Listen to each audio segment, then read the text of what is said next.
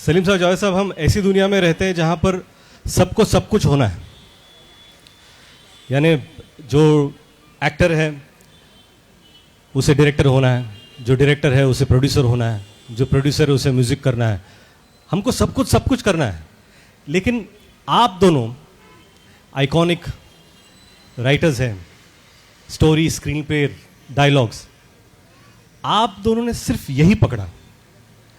आपको कभी ऐसा नहीं लगा कि हमें भी आगे जाकर स्क्रिप्ट डायरेक्ट करनी चाहिए? क्योंकि जब भी आप स्क्रिप्ट लिखते थे इतने डिटेल में आप लिखते थे कि किसी भी डायरेक्टर को ज़्यादा सोचने की ज़रूरत नहीं होती थी। उसी में लिखा होता था कि कैमरा कहाँ पर रखा गया है, उस यहाँ तक कि एक्टर दाएं हाथ से फ़ोन उठाएगा या बाएं हाथ से फ़ोन उठाएगा ये भी लिखा होता था। तो इतनी सारे डिटेल में आप जब लिखते थे तो कभी आपको ऐसा नहीं लगा कि एक फिल्म डायरेक्ट करनी चाहिए? Salim sir, volume mic. ये ज़रूरत जब पड़ती है कि जब आपने जो लिखा है वो स्क्रीन पे दिखे ना, कि जब लिखा कुछ साथ आया। जब अगर ये डायरेक्टर जो है वो जस्टिस देता है, जो स्क्रिप्ट लिखी है वो एग्जैक्टली वैसी की वैसी जो हमने सोचा है वो विजुअली वैसे होता है, तो उसकी कभी ज़रूरत नहीं पड़ी। और कभी ऐसा मौका भी आया हो तो वो फिल्म को छोड़ दिया है, मगर वो नौबत नहीं आई कभी। जावेद साहब, आपको कभी ऐसा लगा कि डायरेक्ट करना चाहिए? या देखिए, मैं तो फिल्म इंडस्ट्री में सोच के आया था कि मैं डायरेक्टर बनूंगा, असिस्टेंट डायरेक्टर होऊंगा, या तो गुरुदत्त जी का या राज कपूर साहब का, और 3-4 साल में सब सीख जाऊंगा और चौथे साल डायरेक्टर बन जाऊँ। लेकिन कुछ ऐसा हुआ नहीं। और हुआ ये कि मैंने जहाँ भी काम किया वहाँ मुझे हर एक ने कहा कि तुम राइटर बनो, इसलिए क्या कभी कोई सीन वीन ठीक करना होता, कुछ होता, मैं अपनी खिदमत पेश कर देता था।